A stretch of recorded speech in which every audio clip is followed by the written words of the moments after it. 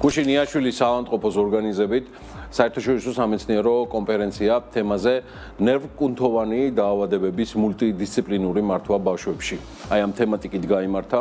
კონფერენციაში მონაწილეობდნენ ქართველი ექიმები და მისი მიზანი ნევროკუნთოვანი დაავადებების მქონე ბავშვების თანამედროვე მკურნალობისა და მოვლის მრავალმხრივი მიდგომების განხილვა გახდა. ღონისძიებამ ქართველ ნევროლოგებთან ერთად სხვადასხვა სპეციალობის წარმომადგენლებიც გაერთიანა, რაც პედიატრიულ ნევროლოგიაში თანამედროვე პრაქტიკის გაზიარებასა და მულტიდისციპლინური მიდგომების დანერგვას ხელს შეუწყობს. იაშვილის ბავშვთა ცენტრალური საავადმყოფოსა და ბავშვთა ნევროლოგთან და ნეიროქირურგთა ასოციაციის ეგიდით დღეს ჩვენ ჩავატარეთ კონფერენცია, რომელიც ეხებოდა იმ გამოწვევებს, რომლის წინაშე დგას ჩვენი პაციენტები დიაგნოსტირებული ნევრკუნთოვანი დაავადებებით. კონფერენციაში მონაწილეობა მიიღო როგორც ადგილობრივმა ექიმებმა, ასევე უცხოეთიდან მოწვეულმა სპეციალისტებმა.